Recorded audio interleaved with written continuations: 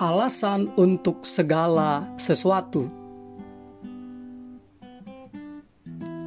Shalom mitra produktif.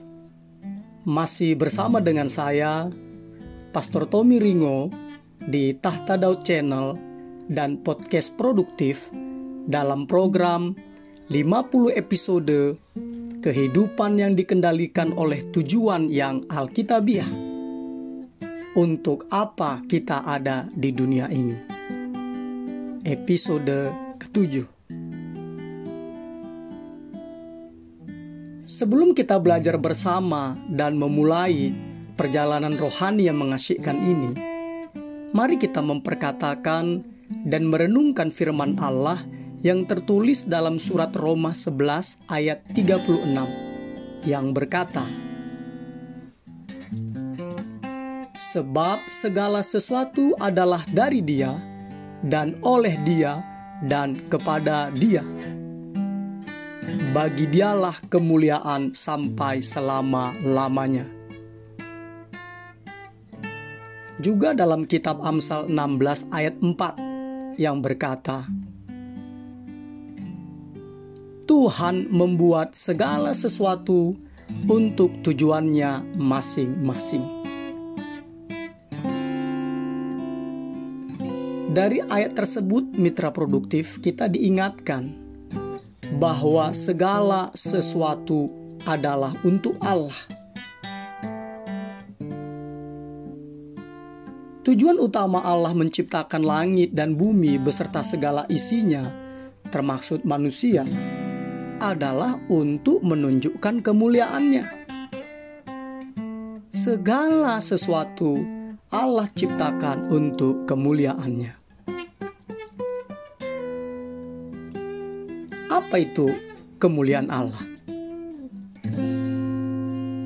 Kemuliaan Allah adalah keberadaan Allah itu sendiri, yaitu hakikat dari sifat dan karakternya.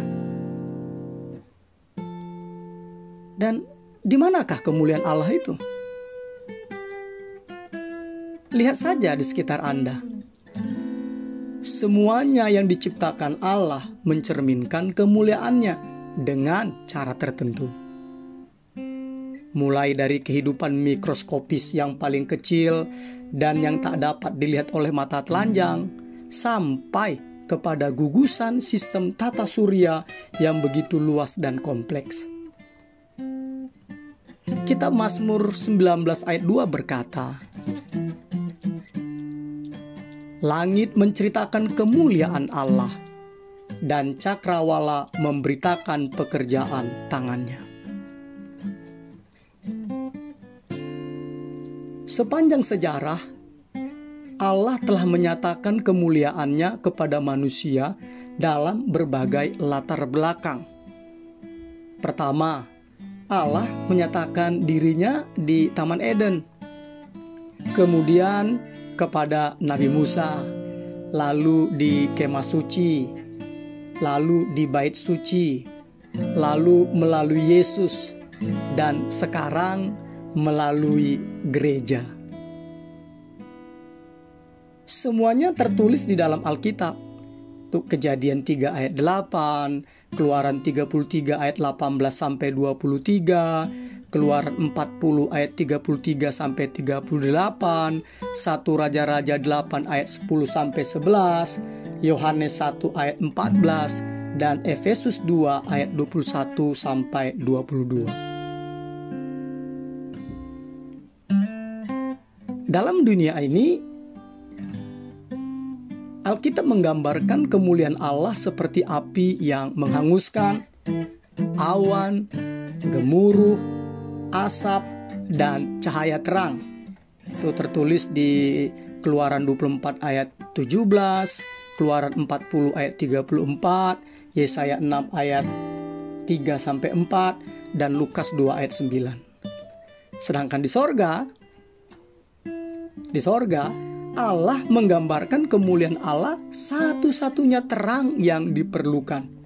Seperti yang tertulis dalam kitab Wahyu 21 ayat 23.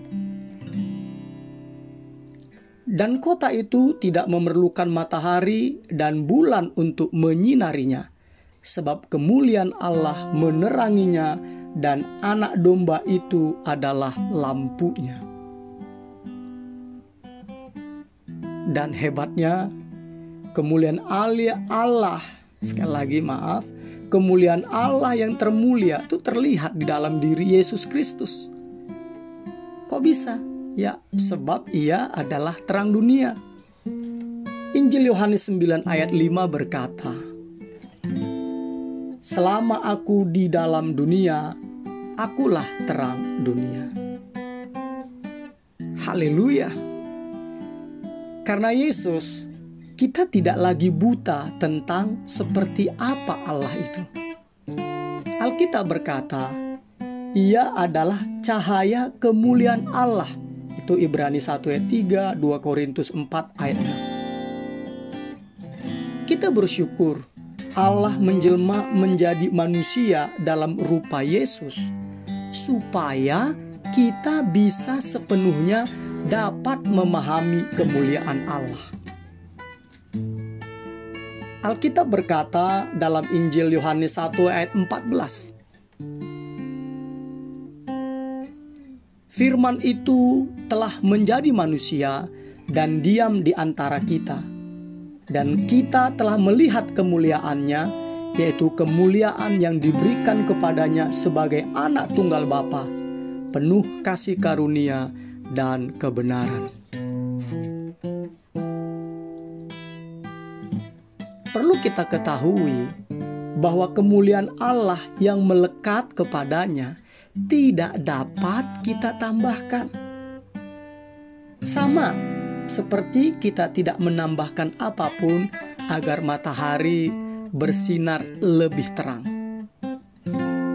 Tetapi kita diperintahkan untuk menceritakan kemuliaannya, menghormati kemuliaannya, menyatakan kemuliaannya, memuji kemuliaannya, mencerminkan kemuliaannya, dan hidup bagi kemuliaannya.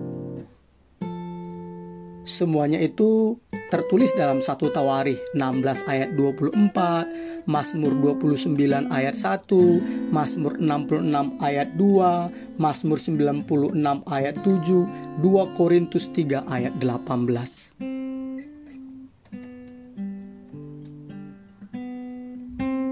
Mengapa kita harus melakukannya?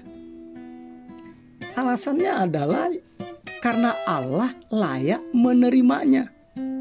Dia layak menerima semua kemuliaan karena Ia yang telah menciptakan semuanya.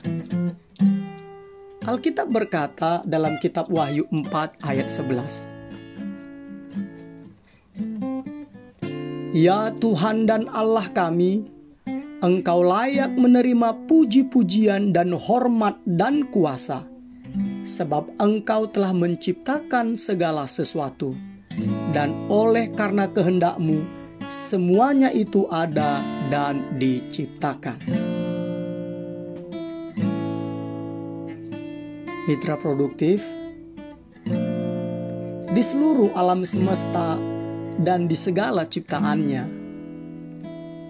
hanya ada 2 ciptaannya yang gagal mempersembahkan kemuliaan bagi Allah. Yang pertama itu adalah malaikat-malaikat yang berdosa, yaitu setan-setan atau hantu-hantu. Dan yang kedua, kita, umat manusia. Semua dosa, mitra produktif, pada dasarnya adalah kegagalan mempersembahkan kemuliaan kepada Allah. Dosa adalah mencintai sesuatu atau seseorang lebih daripada Allah. Menolak memberikan kemuliaan kepada Allah berarti memberontak kepada Allah. Inilah dosa yang menyebabkan kejatuhan setan atau hantu, juga manusia. Dengan berbagai cara, kita telah hidup bagi kemuliaan diri kita sendiri, bukan untuk kemuliaan Allah. Makanya Alkitab berkata dalam surat Roma 3 ayat 23, karena semua orang telah berbuat dosa dan telah kehilangan kemuliaan Allah. Pertanyaannya, bagaimana kita mendatangkan kemuliaan bagi Allah? Caranya adalah sama seperti cara Yesus memberikan kemuliaan kepada Allah. Caranya bagaimana? Yaitu Yesus memenuhi atau memberikan kemuliaan kepada Allah dengan cara memenuhi atau menyelesaikan tujuannya di dunia ini. Itu Injil Yohanes 17 ayat 4.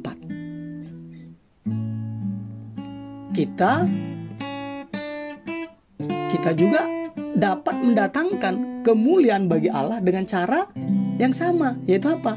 Memenuhi, menyelesaikan maksud dan tujuan Allah menciptakan kita di dunia ini.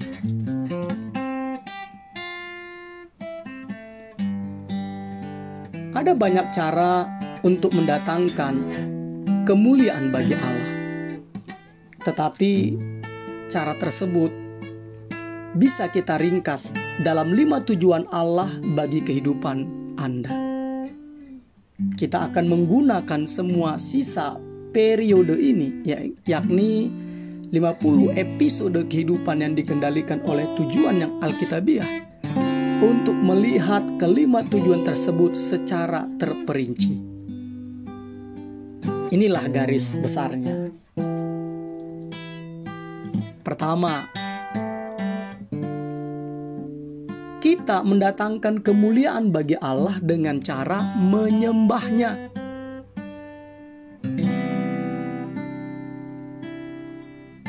Penyembahan adalah tanggung jawab pertama kita kepada Allah yang menciptakan kita. Kita menyembah Allah dengan cara menikmatinya, yang dimotivasi oleh kasih, ucapan syukur, dan sukacita, bukan karena kewajiban atau karena ketakutan.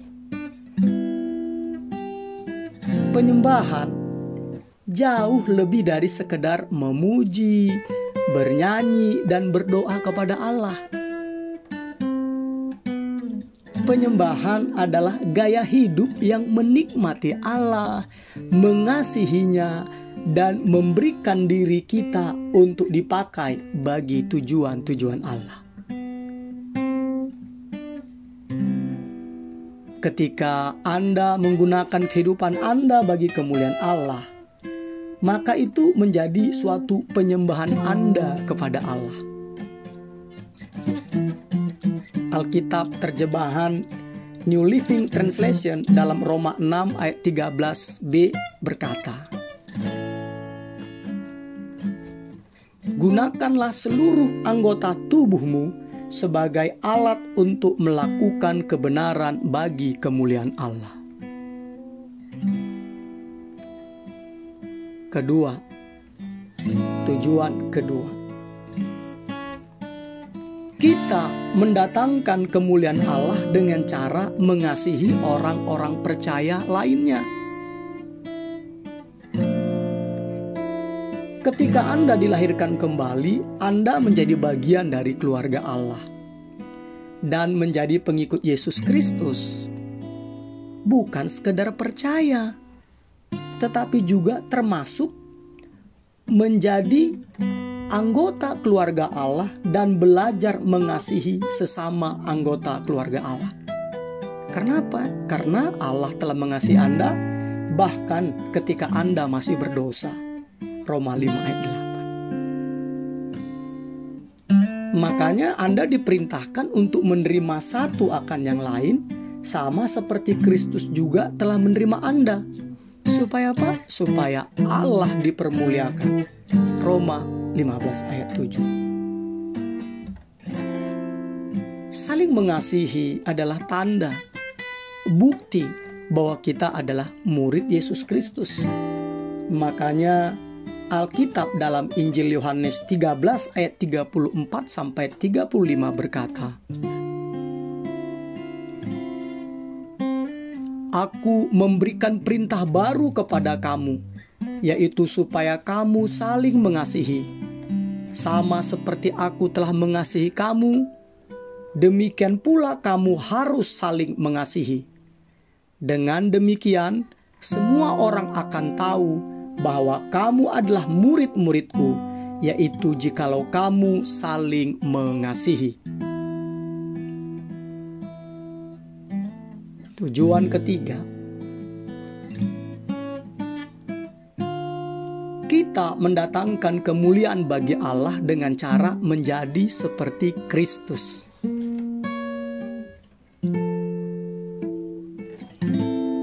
Ketika Allah memberi Anda kehidupan baru dan sifat yang baru, ketika Anda menerima Sang Mesias, yaitu Yesus Kristus, dan menjadi bagian dari keluarga Allah, Allah juga ingin agar kita bertumbuh menuju kedewasaan rohani. Apa itu kedewasaan rohani?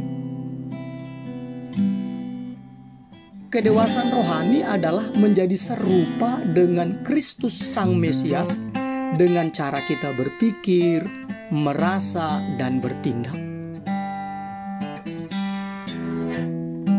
Perlu mitra produktif sadari, menjadi seperti Kristus tidak berarti mengubah kepribadian Anda, tetapi mengubah karakter Anda.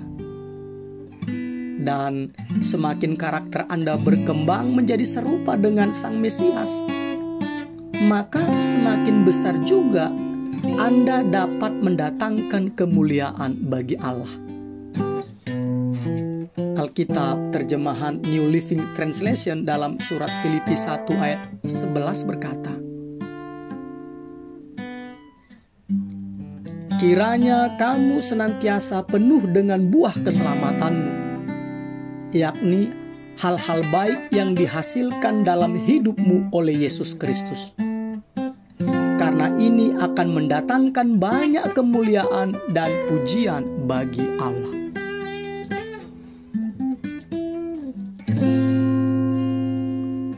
Tujuan keempat, kita mendatangkan kemuliaan bagi Allah dengan cara melayani orang lain dengan karunia-karunia kita. Kita masing-masing dirancang secara unik dan khusus oleh Allah dengan talenta, karunia, keahlian, dan kemampuan. Hal itu diberikan bukan untuk mementingkan diri sendiri, tetapi diberikan untuk kebaikan orang lain. Sama seperti orang lain diberikan kemampuan-kemampuan untuk kebaikan Anda. Alkitab berkata dalam surat 1 Petrus 4 ayat 10, layanilah seorang akan yang lain sesuai dengan karunia yang telah diperoleh tiap-tiap orang sebagai pengurus yang baik dari kasih karunia Allah. Tujuan kelima,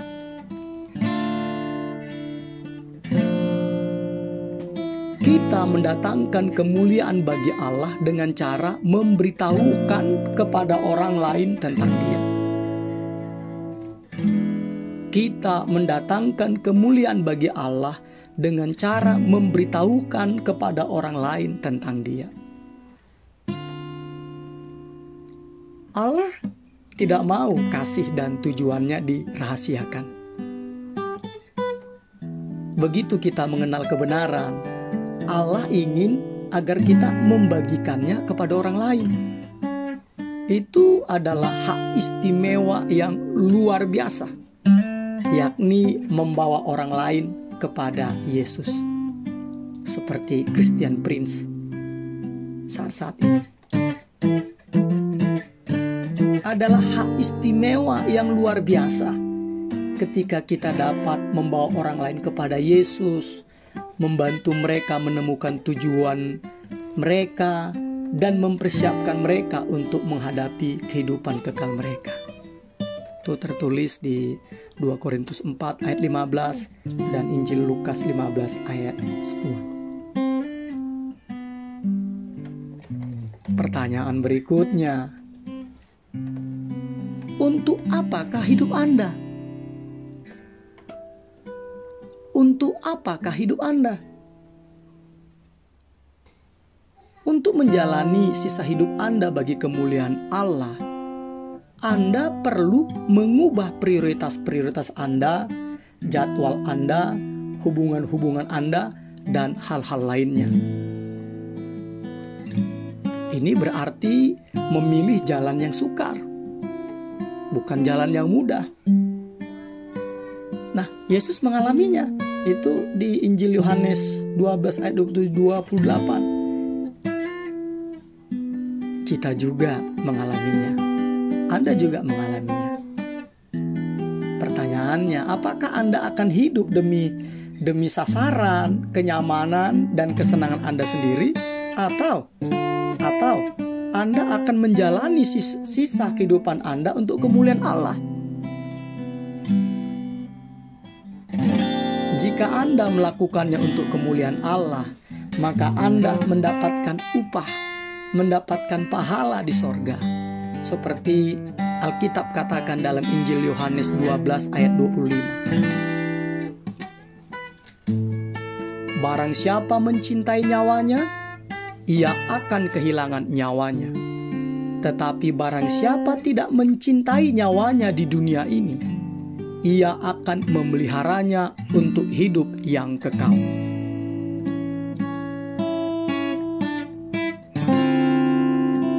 Saat Anda memutuskan pilihan Anda, apakah Anda akan hidup bagi diri sendiri atau bagi Allah? Mungkin Anda ragu-ragu, bimbang, gelisah, atau takut. Tapi percayalah, Allah akan memberikan kepada Anda apa yang Anda butuhkan jika Anda memilih untuk hidup bagi Dia. Alkitab berkata dalam surat 2 Petrus 1 ayat 3. Karena kuasa ilahinya telah menganugerahkan kepada kita segala sesuatu yang berguna untuk hidup yang saleh oleh pengenalan kita akan Dia, yang telah memanggil kita oleh kuasa-Nya yang mulia dan ajaib. Sekarang, Allah mengundang Anda untuk hidup bagi kemuliaan-Nya dengan memenuhi tujuan-tujuan yang Allah buat Anda. Inilah satu-satunya cara untuk hidup. Karena kehidupan yang sebenarnya dimulai dengan memberikan diri Anda sepenuhnya kepada Sang Mesias, yaitu Yesus Kristus. Satu-satu halnya yang Anda perlu lakukan, satu-satu hal yang perlu Anda lakukan adalah percaya dan menerima.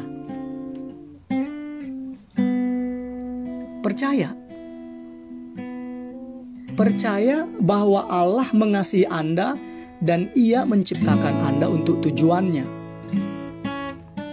Percayalah bahwa Anda bukanlah suatu kebetulan. Percayalah bahwa Anda diciptakan untuk kekekalan. Percayalah bahwa Allah telah memilih Anda untuk memiliki hubungan dengan Yesus Kristus yang telah mati di salib untuk Anda. Dan percayalah, apapun yang telah Anda lakukan, Allah mau mengampuni Anda. Menerima.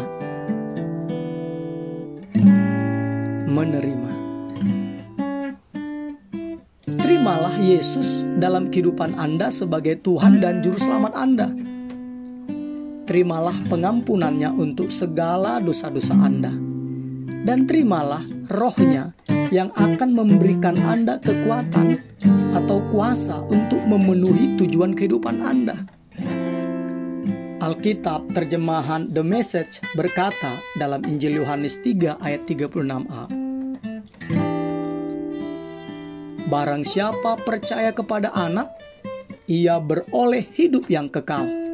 Tetapi barang siapa tidak taat kepada Anak, ia tidak akan melihat hidup, melainkan murka Allah tetap ada di atasnya. Mitra produktif,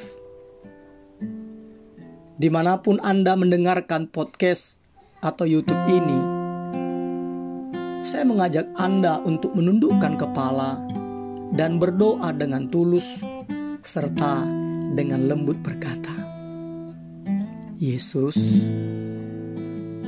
saya percaya kepadamu dan saya menerima Engkau. Izinkan Yesus menjamah hati Anda dan memeluk Anda. Jika Anda telah melakukannya, saya ucapkan selamat.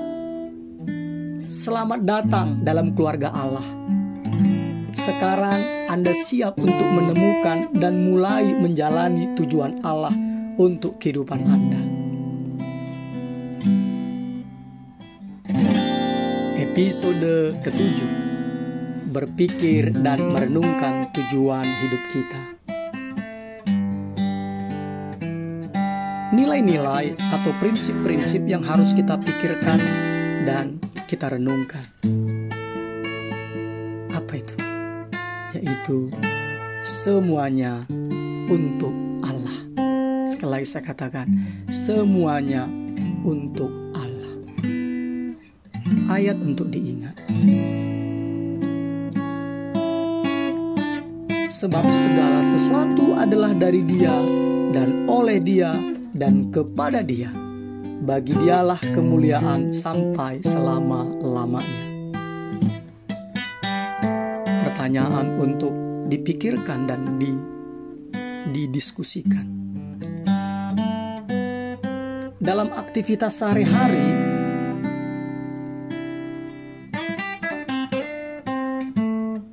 kegiatan manakah Anda dapat lebih menyadari akan kemuliaan Allah?